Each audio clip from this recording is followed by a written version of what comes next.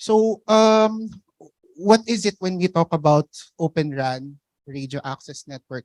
The key here is that if we're trying to compare this to our traditional networks, the architecture of RAN itself is actually split, or functionality-wise, I hope you don't mind if I stole this one from one of our vendors, But anyway, in terms of technical capability and um, components, uh, traditionally we have our components to just be monolithic in structure. And when I say monolithic, we're referring to that all of the components can be found or provided by a single vendor, and normally it's operated also by a single operator. It is managed also by um, uh, a single telco, But eventually, once we go into Open RAN, there is already the concept of decoupling already the components of your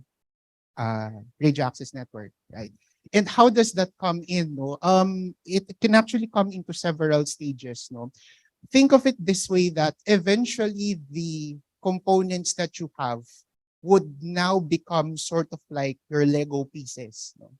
They can now be split into different functionalities, and each of these functionalities can then be provided by different vendors, different manufacturers, different telcos in general.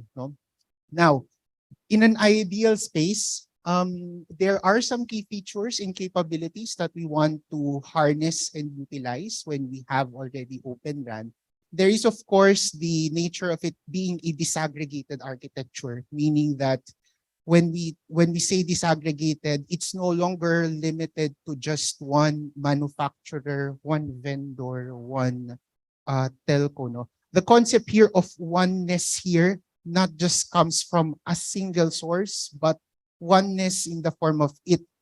It allows us, users, operators, manufacturers, to have it in a way that everything can be like what I've said a while ago. It's like Lego pieces na So having said that, since it's already disaggregated, it becomes an opportunity for us to allow other technologies to support this sense of disaggregation. So its key capabilities here, we now have, or it now becomes open for cloudification. My apologies there. It should be cloud enabled. So we now introduce here cloud computing as part of the key technologies supporting its decoupled nature. It becomes SDN enabled. So for those who are not familiar with it, SDN stands for software defined networking.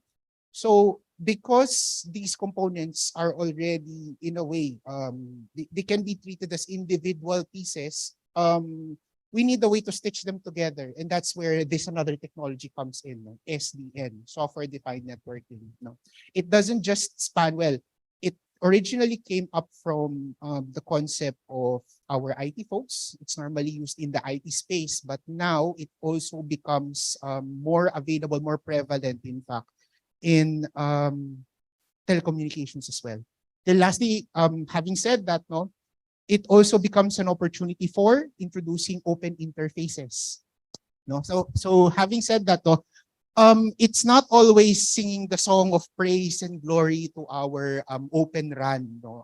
So of course, this is a new technology. We need to balance things out. So first off, in terms of its key strengths, of course, there is flexibility in the technology itself, because it becomes more cost effective in terms of architecture relatively, if we're going to compare it to traditional networking.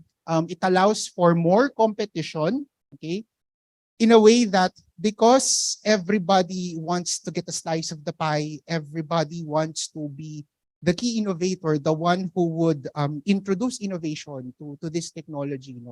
It drives manufacturers, it drives OEMs, to always push the border, to always expand, to always innovate. Then lastly, it becomes more scalable. Like what I've said, it becomes like your Lego components already. So if you want to scale it up, scale it down, scale in or scale out, no, it's already feasible for us. Now, having said that, no, it cannot also come with its own drawbacks, no.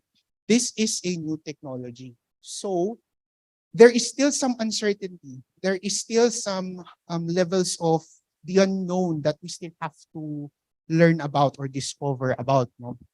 And about the concept of giving this away for OEM manufacturers to drive towards innovation, no, there is also the risk of running towards fragmentation, meaning that in the RAN market, because different vendors develop different implementations of the standard. Yes, there is one open standard for us to follow. However, there is also this opportunity for us to have these different vendors, no, to just I don't want to say veer away, but it becomes an opportunity for fragmentation. Then lastly, because there is already independence in the different components, no, there is also the possibility of it becoming more complex than a traditional RAN network, no. Now, for opportunities, no, there are still a lot of opportunities, and also, no, on the flip side, there are also some threats to it, no. So of course, this is a new technology, no. Primarily, the talk of the town is that in Open RAN, it becomes also a way for us to introduce, again, newer technologies. It becomes supporting to, example, the likes of 5G and Internet of Things, right? These are key terminologies or new innovations that are being introduced right now in the telecommunications, no. It could help improve the performance and reliability of wireless networks, no? And it could lead to new business opportunities for vendors and operators. Heck, it becomes an opportunity for vendors themselves to open up new possibilities. Say, if I just want to offer the BBU component of my of the Open RAN, then this becomes an opportunity for kickstart companies to venture in that, if that's their specialization, no? Of course, with openness, there are also some possible threats.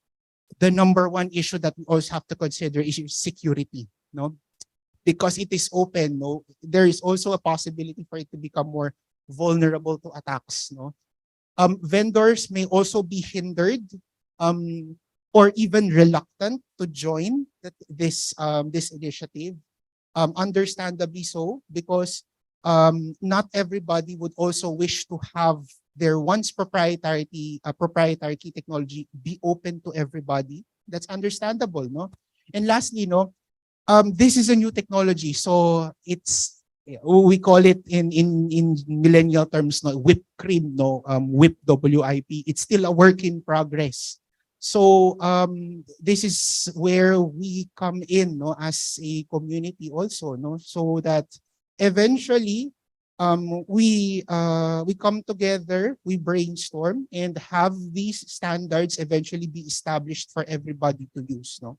So having said that, no, you'll notice my pattern in discussion, no. We can have this one as a SWOT as well, no. So here's a high level summary of it, no, and I hope that gives you more insight on what Open RAN is about.